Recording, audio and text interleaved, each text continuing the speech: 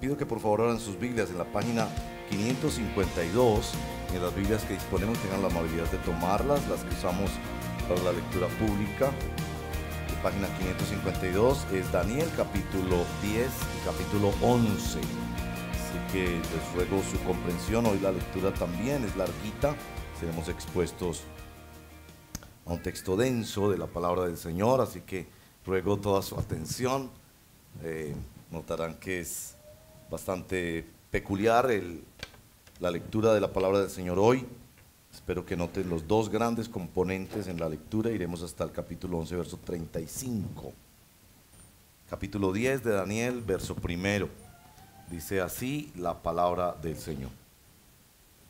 En el tercer año del reinado de Ciro de Persia, Daniel tuvo una visión acerca de un gran ejército.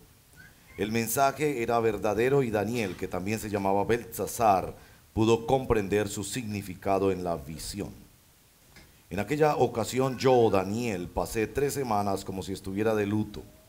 En todo ese tiempo no comí nada especial, ni probé carne ni vino, ni usé ningún perfume. El día 24 del mes primero, mientras me encontraba yo a la orilla del gran río Tigris, levanté los ojos y vi ante mí a un hombre vestido de lino, con un cinturón de oro, del oro más refinado. Su cuerpo brillaba como el topacio y su rostro resplandecía como el relámpago. Sus ojos eran 2 antorchas encendidas y sus brazos y piernas parecían de bronce bruñido. Su voz resonaba como el eco de una multitud. Yo, Daniel, fui el único que tuvo esta visión. Los que estaban conmigo, aunque no vieron nada, se asustaron y corrieron a esconderse. Nadie se quedó conmigo cuando tuve esta gran visión. Las fuerzas me abandonaron, palideció mi rostro y me sentí totalmente desvalido. Fue entonces cuando oí que aquel hombre me hablaba. Mientras lo oía, caí en un profundo sueño de cara al suelo.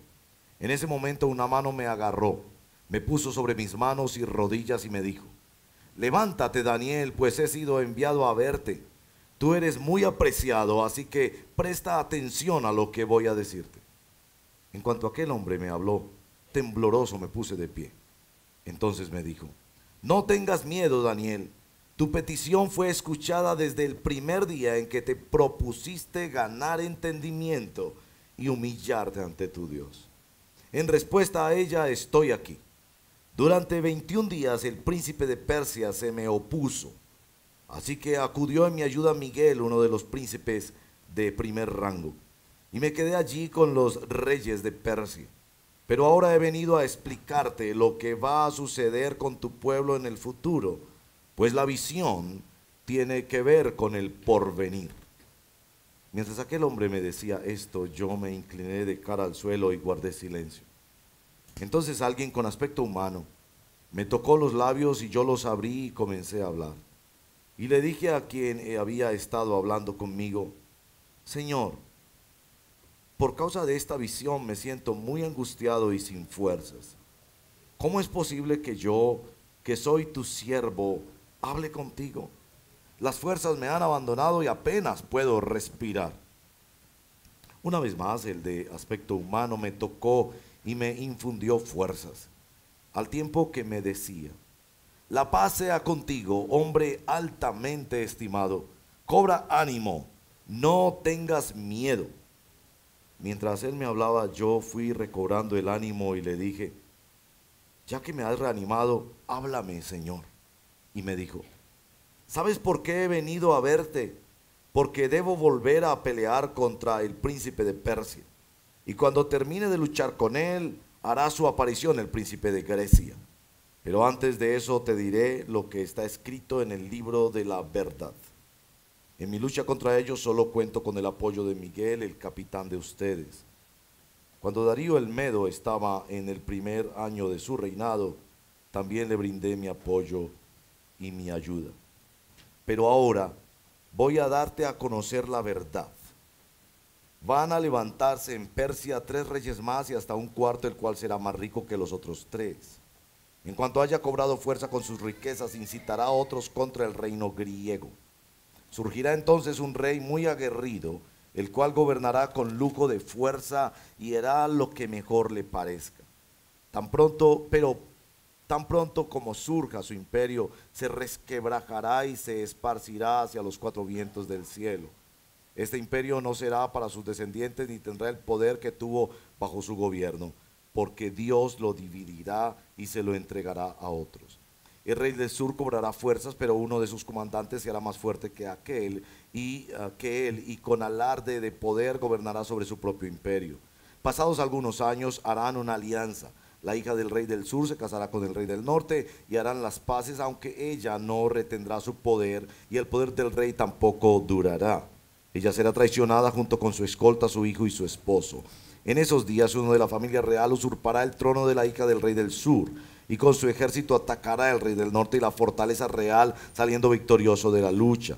Se apoderará de las estatuas de metal de sus dioses y de sus objetos de oro y plata, y se los llevará a Egipto, dejando tranquilo al rey del norte durante algunos años. Luego el rey del norte invadirá los dominios del rey del sur, pero se verá forzado a volver a su país.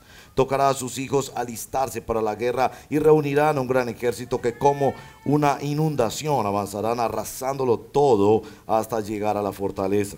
Enfurecido el rey del sur marchará en contra del rey del norte, que será derrotado a pesar de contar con un gran ejército. Ante el triunfo obtenido, el rey del sur se llenará de orgullo y matará a miles, pero su victoria no durará, porque el rey del norte reunirá otro ejército más numeroso y mejor armado que el anterior, y después de algunos años volverá a atacar al rey del sur. Mira, Daniel.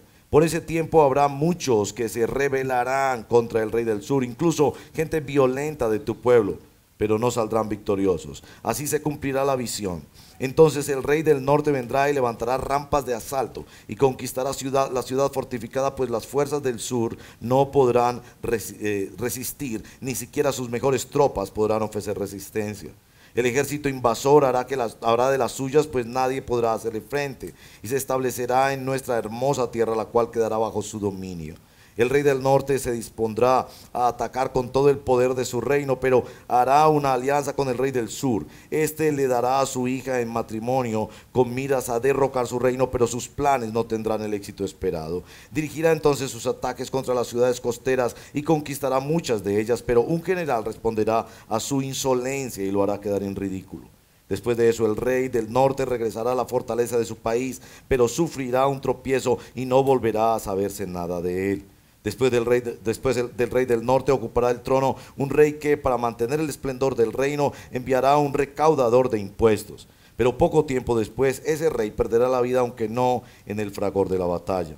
En su lugar reinará un hombre despreciable, indigno de ser rey, que invadirá el reino cuando la gente se sienta más segura, y recurriendo a artimañas usurpará el trono. Arrasará como una inundación a las fuerzas que se le opongan, las derrotará por completo, lo mismo que el príncipe del pacto. Engañará a los que pacten con él, y con un grupo reducido usurpará el trono. Cuando las provincias más ricas se sientan más seguras, las invadirá, logrando así lo que jamás lograron sus padres y abuelos. Repartirá entre sus seguidores el botín y las riquezas que haya ganado en la guerra, harán planes para atacar las ciudades fortificadas. Pero esto no durará mucho tiempo. Envalentonado por su fuerza, ese hombre atacará al rey del sur con un gran ejército. Al frente de un ejército muy grande y poderoso, el rey del sur responderá al ataque, pero no podrá vencerlo porque será traicionado.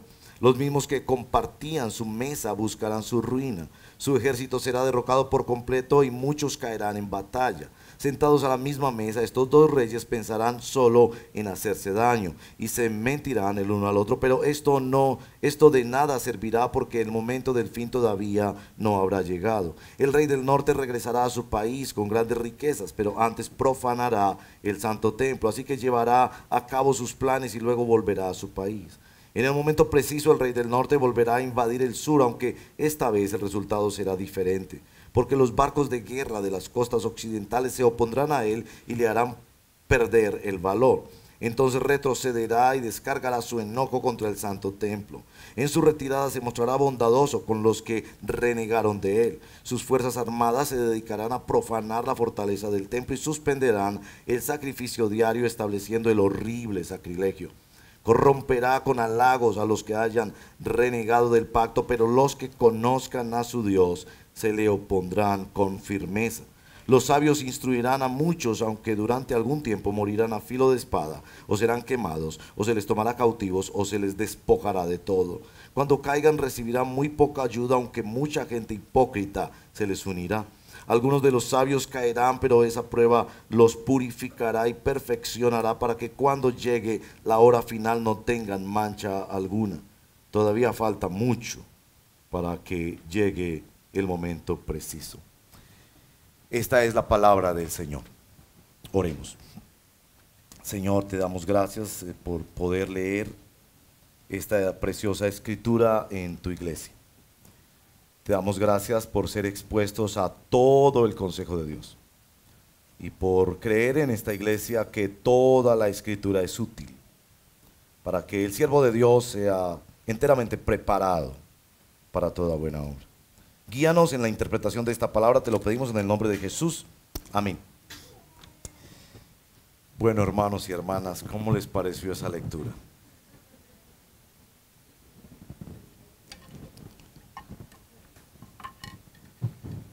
La cortina de la historia se ha corrido para el siervo Daniel, para que él pueda entender cómo es la guerra espiritual.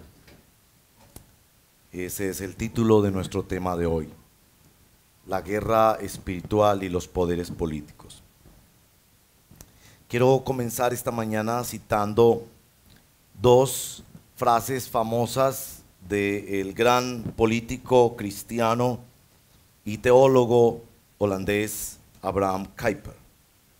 Desconocer a Abraham Kuyper sería como si un entrenador de fútbol no supiera que en 2 semanas empieza el Mundial de Fútbol. Pero lamentablemente muchos de los que juegan a ser políticos hoy en día no han leído lo que en la historia de la iglesia siervos de Dios como este han dicho, así que voy a citar dos frases. La primera: no existe una pulgada cuadrada en todo el dominio de nuestra humana existencia sobre la cual Cristo, quien es soberano sobre todo, no grite mía.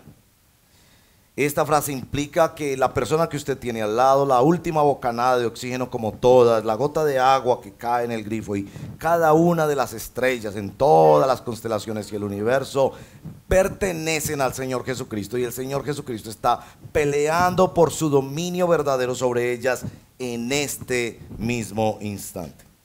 La segunda frase de Abraham Kuyper, menos conocida por supuesto, nos deja ver esa realidad de la guerra espiritual.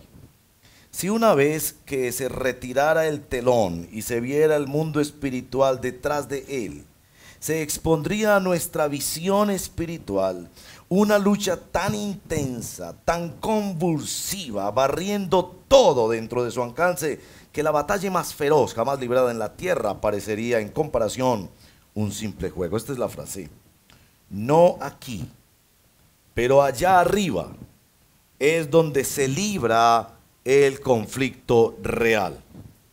Efesios capítulo 6 nos dice que nosotros no tenemos lucha contra carne y sangre, sino contra principados, potestades en las regiones celestes. Por eso hoy hablaremos de guerra espiritual. El problema por el cual se escribe esta porción de las Sagradas Escrituras es que a menos que el cristiano tome tiempos y se interese en apartar tiempos especiales para la oración y el ayuno, no sabrá para qué bando está jugando.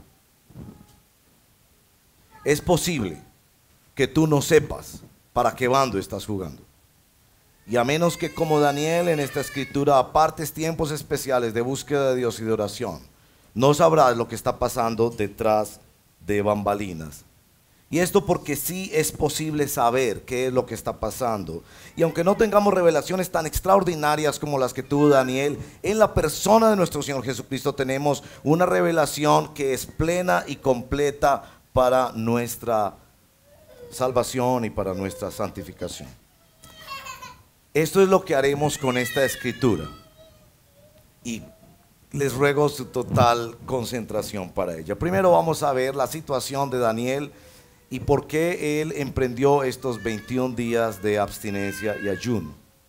Segundo, veremos esta visión extraordinaria que tuvo Daniel, que es la visión de nuestro Señor Jesucristo, tan gloriosa que tiene que usar elementos apocalípticos y elementos simbólicos para poder describirla. Y en tercer lugar, las implicaciones y el impacto que esto tuvo sobre la vida de Daniel, y que creo que mirando básicamente y generalmente el capítulo 11 podemos entender qué implicaciones tienen para nosotros. Primero, la situación en la que estaba Daniel. Si miran el capítulo primero, el verso 21, notarán que en el capítulo primero, verso 21, se describe el periodo de ministerio público, de servicio en la vida política de Daniel, que terminó en el primer año de Ciro. Pero cuando miran el capítulo 10, verso 1, se encuentran en el tercer año de Ciro. Es decir, ya el Señor ha respondido la oración que hizo Daniel en el capítulo 9. Ya el pueblo, por el decreto de Ciro, en su primer año, ha regresado a Jerusalén y han comenzado la reconstrucción. Unos 42,000 exiliados regresaron a Jerusalén y comenzaron la reconstrucción, primero del templo, después de unas paredes, etcétera, varias reconstrucciones de toda la ciudad. Pero Daniel no regresó. ¿Por qué Daniel no regresó? Muchas explicaciones para eso, pero tal vez si analizamos su situación podemos entenderlo. Tres cosas caracterizan la situación de Daniel. Primero, sigue soltero. La soltería de Daniel no sabemos si fue impuesta y se le hizo un eunuco, o si fue una decisión del mismo Daniel. Pero esta soltería viene acompañada de un cierto tipo de soledad. Evidentemente quienes quedaron con él en Babilonia no eran los que querían regresar y no eran los más fuertes espiritualmente. Y eso usted puede constatarlo en los versos 7 y 8. Ante esta visión, los otros sencillamente tienen miedo y corren a esconderse. No ven lo que Daniel ve, no tienen la dimensión espiritual y el peso espiritual que tiene este hombre, especialmente en su ayuno. Es un soltero que ha decidido quedarse. Si es su decisión, no tiene una familia porque ha decidido que el pueblo de Dios sea su familia. Es una soltería con propósito, como la que nos describe Pablo en 1 Corintios 7. La segunda característica de Daniel es que es un jubilado. Tiene 2 años de estar pensionado, tiene 86 años, y a este jubilado se le abre la cortina de la historia para que vea lo que realmente pasa en las dimensiones espirituales. Posiblemente está viviendo lo que se llama la depresión del jubilado. Ya él no tiene ninguna significancia para Babilonia. Y entonces se mete en un ayuno impotente porque ya anciano no tiene otra cosa que hacer sino dedicarse a la oración. Y precisamente esa es la tercera condición de la vida de Daniel. Es una persona que ha decidido servir con oraciones y ayunos en el pueblo de Dios. Como Ana en el templo. Decidió que su función más importante en la vida sería orar, y con esa oración y ese ayuno participar en la guerra espiritual. Tal vez debemos parar ahí y decir algo sobre esta realidad. En la evaluación de nuestra iglesia, nosotros descubrimos que tenemos una amplísima población de solteros y de jubilados. Los que son mayoría en esta iglesia son solteros y son ancianos. Y aquí hay una palabra poderosísima de Dios para ustedes. Él decide que en medio de su tristeza, porque no todo el pueblo regresó, él mismo no regresó, porque la misma ciudad de Jerusalén no se reconstruyó con la belleza que tuvo en el reinado de Salomón. Él decide apartar 21 días para duelo, abstinencia y ayuno. Él mismo dice, verso 2, estaba como si estuviera de luto.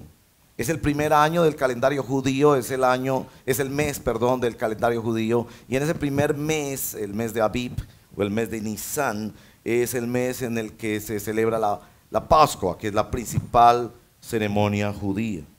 Es posible que eso ha activado mucho más su tristeza, y en lugar de dejarse absorber por la autolástima, él decide dedicar esos días a un duelo que se llama ayuno, abstinencia y oración. Sabemos que está orando porque el capítulo 10, verso 12, dice que desde el primer día que decidió hacer esa petición y humillarse y buscar entendimiento, es un tiempo de ayuno y de abstinencia. Vamos a hablar un poco más de eso en nuestra aplicación el día de hoy. Lo que pasa es que ante ese periodo de abstinencia y de oración, le viene esta revelación extraordinaria de Jesucristo que, hermanos y hermanas, tan solo observar que fue durante ese tiempo de abstenerse y dedicarse a orar especialmente, que en respuesta a eso le viene una revelación y una manifestación extraordinaria de Jesucristo, debería hacernos a todos nosotros empezar hoy mismo un ayuno de 21 días como Daniel. ¿Qué fue lo que vio Daniel en esta visión extraordinaria? Pues bueno, hay otras interpretaciones, pero yo he hecho mi tarea, he tratado de investigar lo mejor que he podido y creo que esto fue una revelación de la persona del Señor Jesucristo. No se presenta el Señor Jesucristo como un objeto, como un árbol, o como esos grandes imperios que fueron descritos como grandes bestias o grandes imágenes, sino como un hombre, con aspecto de hombre. Estamos ante una cristofanía, la manifestación preencarnada del Señor Jesucristo. Así como se le mostró a Juan en el Apocalipsis, el Hijo del Hombre, un varón perfecto. Así como se le presentó a Abraham, o que luchó como un ángel con Jacob, o como se le presentó como un guerrero a Josué. La manifestación más grande de nuestro Señor Jesucristo en la historia fue como un hombre. Él necesitaba tener manos para ser clavadas en la cruz, una espalda para llevar la cruz en el madero, unos ojos para vernos, una boca para hablarnos. En este capítulo nos presenta 7 características simbólicas y apocalípticas de la persona del Señor Jesucristo. Voy a describirlas rápidamente. La primera, el vestido de lino. El lino era usado para los reyes, especialmente cuando se declaraba que habían tenido victoria. José fue pues vestido de lino cuando fue nombrado primer ministro de Egipto. Él es el rey, él es el vencedor que calma el mar, que echa fuera a los demonios. Él está vestido de lino. El sacerdote también se vestía de lino puro y fino. Es para decirle a Daniel: no pienses más en el templo de Jerusalén, no pienses más en los sacrificios o en las festividades. Mira al sacerdote, mira a la persona del Señor Jesucristo. Como quizás se te dice a ti hoy. No mires más las iglesias, no mires más los pastores, no mires más los milagros. Mira al Señor Jesucristo. Él es el perfecto gobernante, Él es el perfecto sacerdote. La segunda característica, un cinturón de oro fino. La Reina Valera dice: ceñidos los lomos de un cinturón de oro fino. Este estar ceñido es estar preparado, es estar convencido y decidido, como nos dice Primera de Pedro 1, que ceñidos los lomos de nuestro entendimiento. Este es el que está preparado perfectamente para la tarea que se le ha encomendado. Esto del cinturón de oro, en muchas disciplinas deportivas el cinturón es lo que mide qué estatus tiene, y este es el cinturón más alto. Está preparado de la mejor manera, es el perfecto sacrificio, es el perfecto templo, es el perfecto hombre para representarnos ante Dios y llevar a cabo la obra de la redención. La tercera característica, su cuerpo brilla como topacio, como berilo, dice la Reina Valera. Antes de que tuviéramos todas esas otras designaciones contemporáneas de las piedras preciosas, lo que se quiere decir aquí es que todo él es una piedra preciosa.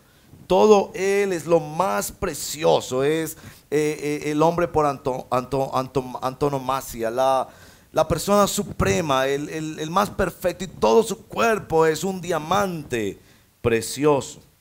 En cuarto lugar, su rostro resplandece como un relámpago en medio de nuestra densa oscuridad.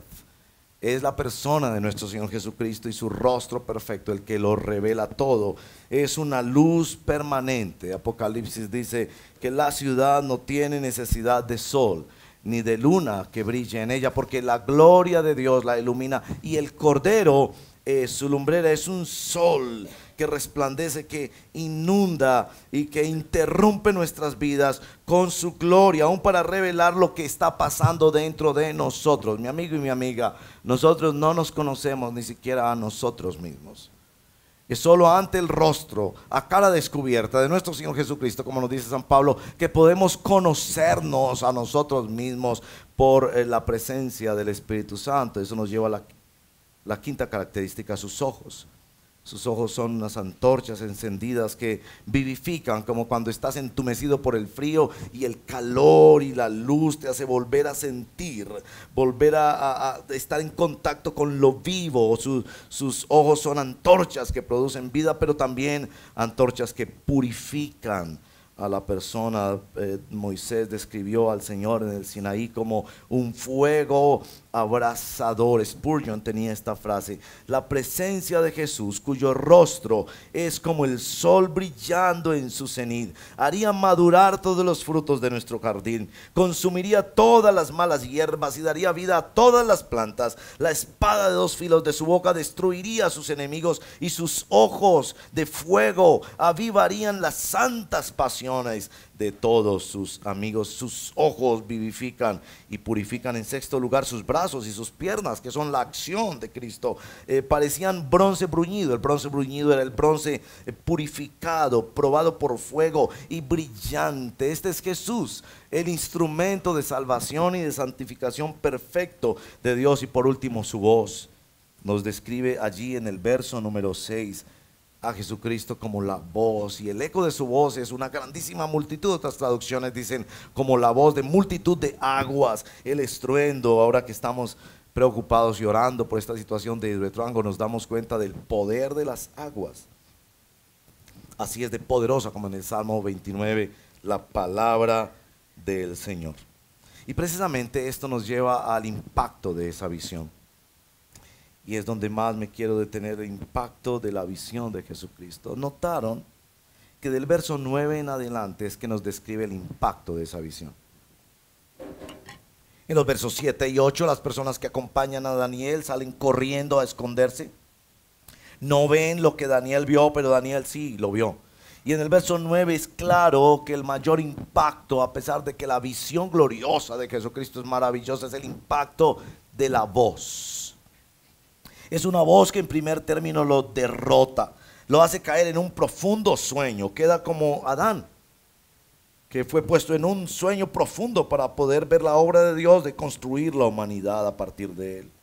Pero eso después lo destruye de tal manera que él queda tirado, como en Apocalipsis, como muerto. Pero es esa misma palabra que lo empieza a levantar. Es la misma palabra que lo derroca y la misma palabra que lo levanta. Bendigo al Señor porque en nuestra iglesia creemos en el poder de la palabra de Dios, que es la espada del Espíritu, que es el poder para la salvación y la santificación, que somos llamados como iglesia a predicar el Evangelio. Y este Evangelio en primer término derroca. En primer término derrota tus orgullos, tus altiveces, tu pensar que te vas a ganar tu salvación por tus buenas obras, tu pensar que puedes estar hablando con Dios de tú a tú y te pone en el suelo. Pero es la misma palabra, verso 19, que mientras él me hablaba, yo fui recobrando el ánimo, y entonces le dice: ya que me has reanimado, háblame, Señor. Es la misma palabra de Dios que derrumba y la misma palabra de Dios que levanta. Daniel aquí es reclutado de nuevo a los 86 años para un nuevo ministerio en la guerra espiritual. La guerra espiritual para Daniel es la participación de Daniel en la oración y en la contemplación de Jesucristo. Antes de enfatizar un poco más de eso, ustedes me van a preguntar: ¿y qué vamos a hacer con ese capítulo 11? Me vi tentado a traerles una hoja donde estudiosos e historiadores cristianos han ido por cada una de esas características de reyes que se levantan del norte, del sur y todo aquello, y le han puesto allí los nombres y las fechas para ver cómo esa profecía meticulosamente se cumplió.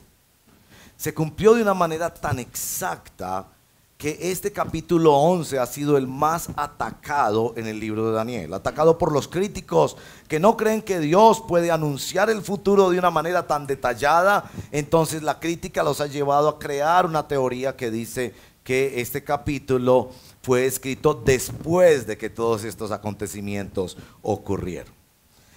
No quiero entrar en esto porque me pongo en la posición de Daniel en particular para decir, Daniel recibe esta profecía antes de que se cumpliera, por supuesto, y Daniel no vio el cumplimiento de estas profecías. Aquí se le están anunciando más o menos 600 años de historia que él no vivió, que él no participó, que él no corroboró. Y sobre todo el final con el surgimiento del anticristo, de eso hablaremos un poco más la semana próxima. Pero ¿qué es lo que nos quiere enfatizar esta profecía? Hermanos y hermanas, al anunciar la profecía bíblica, nosotros no estamos teniendo acceso a una bola de cristal sobre la cual podríamos nosotros decir que ya sabemos todo lo que va a pasar. De hecho, aquí no se describe todo lo que va a pasar, no se ponen los nombres. Después de que esas profecías se cumplieron, se pudo saber que ahí estaba Alejandro el Grande, o Antíoco Epífanes, o Berenice, o aún Cleopatra y otros grandes reyes de la antigüedad. Pero lo que se quiere decir es sobre todo que nosotros somos llamados a confiar en Dios y a serle fiel. No se nos dan las profecías para que nosotros controlemos el futuro. Se nos dan las profecías para que nosotros confiemos y seamos fieles. El mejor ejemplo que pude encontrar está en el libro de Hechos de los Apóstoles, en el profeta Ágabo. Ágabo fue un profeta en la iglesia de Antioquía, de la cual hablamos la semana pasada. Y Ágabo tuvo, por lo menos se relata en el libro de Hechos, dos profecías. La primera, que vendría una gran hambre en Judea, y efectivamente así fue. Cuando la iglesia escuchó la profecía de que vendría una gran hambre, la aplicación que ellos hicieron a esa profecía no fue salir corriendo, como hicieron los amigos de Daniel acá, sino comprometerse a levantar una ofrenda, abstenerse de algunos gastos personales para levantar una ofrenda y enviarla especialmente a la región de Judea, donde de acuerdo a la profecía vendría la mayor de las hambrunas. Entonces note que ahí el conocimiento del futuro no les estaba siendo dado para que escapasen de él o buscaran la situación más cómoda, sino para que fueran fieles y sirvieran a sus hermanos. Segundo caso de profecía de Ágabo es con este cinturón. Él toma un cinturón y dice: aquel de quien sea el cinturón, después se sabe que es de Pablo, será apresado y torturado en Jerusalén. Y los hermanos empiezan a decirle a Pablo: no vayas entonces a Jerusalén. Y Pablo les dice: ¿qué están haciendo ustedes? La razón de esta profecía no es para que yo evite lo que me están anunciando, sino para que me prepare para aquello que me están anunciando. Entonces la profecía no nos es dada para que nosotros controlemos el futuro o busquemos un futuro mejor, sino para que confiemos en Dios, que es soberano de la historia, y para que le seamos fieles. Evidentemente en el capítulo 11 no se está describiendo un futuro extraordinario para el pueblo de Israel. Es evidente que el gobierno del norte y del sur va a pasar y arrasar con la nación, prohibir la adoración, afectar esta nación de todas las formas, y esto debe darnos una aplicación muy importante para nuestro momento histórico. No es que nosotros, al escoger con la mayor sabiduría que podamos uno u otro candidato, vamos a diseñar nuestro mejor futuro, porque nuestro futuro no está en manos de nuestros diseños ni de ningún político de turno. Nuestro futuro está en las manos de nuestro Dios.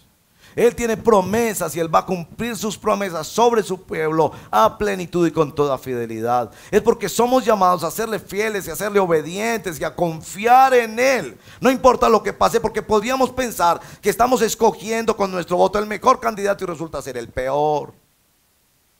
Somos llamados a ser fieles y a confiar en la soberanía de Dios, que es el Señor de la historia, que no solo conoce todo el futuro, sino que lo controla, y Él va a llevar sus propósitos y sus planes al término de la plenitud, que den gloria a su nombre y que traigan el bien supremo de su pueblo. Quiero hablarles de dos aplicaciones. Evidentemente, al leer esta escritura se resalta que el pueblo de Dios ha de orar y contemplar a Jesucristo. 7 y 8 de septiembre. Quiero que ponga esas fechas en su mente, 7 y 8 de septiembre. en la Universidad de Medellín. Estamos junto con un par de organizaciones más convocando a una conferencia masiva, cerca de 2000 personas. Queremos que toda nuestra iglesia vaya y otras iglesias de la ciudad, porque la cosa más estratégica y más importante que necesita esta ciudad es ver a Jesucristo. Entonces no necesitamos ver un candidato político o un nuevo sistema. Si bien nos toca orar, discernir y tomar la mejor decisión para participar en este sistema democrático, pero lo que esta ciudad necesita es ver a Jesucristo, y esa conferencia se llama Muestra a Cristo.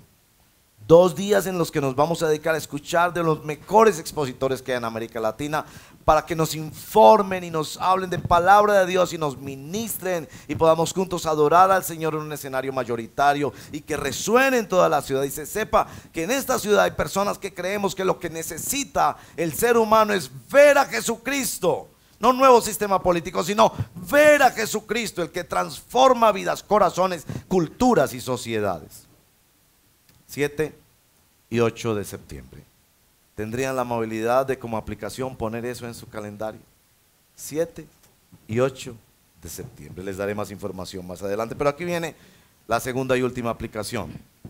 Daniel ayunó 21 días. ¿Hace cuánto que tú no ayunas? Daniel se abstuvo de cosas legítimas. No, el ayuno no es para ayunar de chisme. Del chisme no se ayuna, al chisme se renuncia, de por vida. Evidentemente está absteniéndose de unas cosas legítimas para él. Tal vez algunos lujos en su dieta alimenticia. Él era un hombre rico, prosperado por Dios, como vimos en el capítulo 6. Decide abstenerse de vino y carne.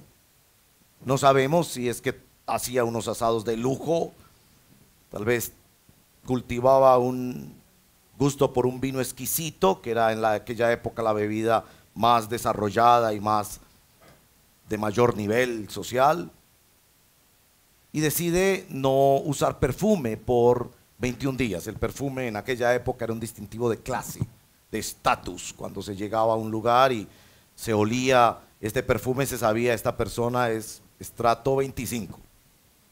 Decide por 21 días no bañarse, seguramente identificarse con el pueblo, sentir el mismo olor del pueblo, oler a oveja, oler a pueblo, no sé.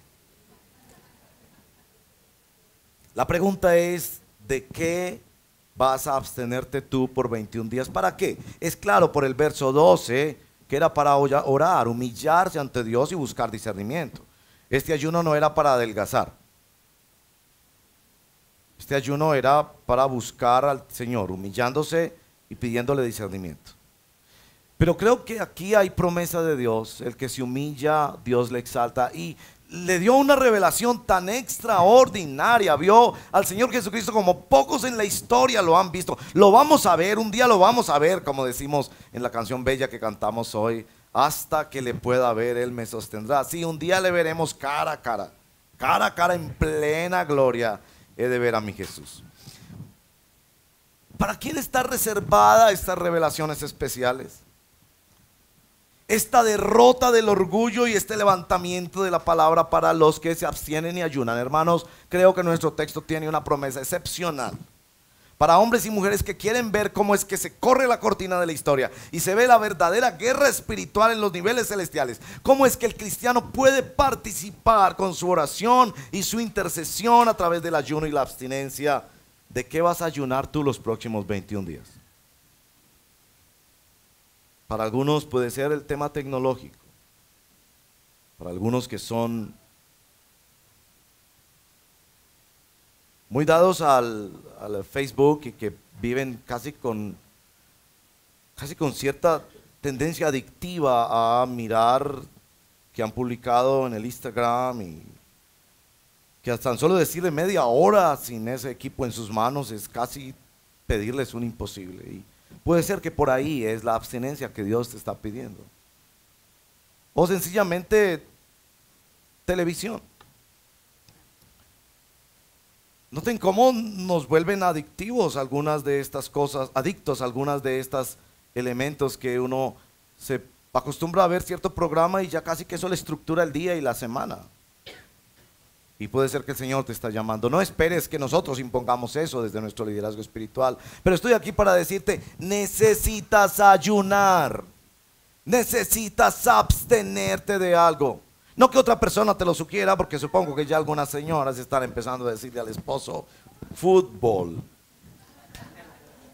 No sé, esto nadie se lo pidió a Daniel, él mismo en su corazón se dio cuenta, esto me está dominando, esto no me hace bien y yo necesito buscar desesperadamente a Dios, quizás en una época en que él mismo estaba deprimido, ya se sentía sin fuerzas, impotente, dejado solo, y él necesitaba especialmente revelación de Dios, conocer a Dios y estar más en comunión con Dios, y nuestra iglesia lo necesita.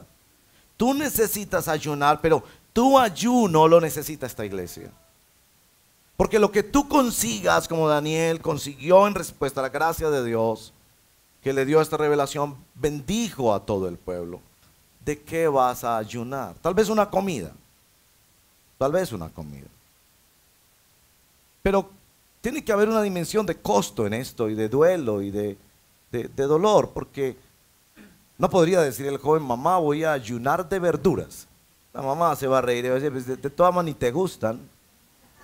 Tendría que ser algo que sí restringe el apetito de la carne de alguna manera y te impone una disciplina. ¿De qué vas a ayunar? Toma un momento en silencio para pensar eso y tomar una decisión delante del Señor. Te invito a que no seas espectador de un texto glorioso en el que evidentemente a un siervo que ayuna le es revelado Jesucristo y le muestra la soberanía de Dios en la historia, pero te invito a que tú seas Daniel y a que tú ayunes y te abstengas para buscar a Dios y conocerlo. Te invito a que tú tomes decisiones delante de Dios de abstenerte para buscarlo. ¿De qué vas a ayunar? La invitación es hacerlo 21 días como lo hizo Daniel, no es una imposición bíblica. La Biblia no dice eso como una orden, pero nos presenta un modelo y podemos seguir ese modelo. 21 días, 3 semanas. 7 es el número perfecto en la escritura, 3 es el número de la presencia de Dios. 3 por 7, en el que buscamos al Señor. Padre, pedimos en el nombre de Jesús que por el Espíritu Santo reveles esto y nos ayudes a ver a Jesucristo siendo el centro de nuestra vida. Creer, como hemos cantado hoy, que tú nos sostendrás hasta que te podamos ver. Ver en áreas de nuestra vida que se resisten al cambio, en áreas de la historia humana que se nos hace tan complejo entender, donde hay tanta maldad y corrupción, donde hay tanta injusticia y violencia. Pero sabiendo que en la oración nosotros nos conectamos con el glorioso Dios que gobierna el universo, y nuestras oraciones son usadas en la guerra espiritual que se libra detrás de bambalinas en la historia humana. Ayúdanos, Señor. Mientras vamos configurando estas decisiones, adoremos a Cristo y busquemos en Él la fortaleza para la obediencia.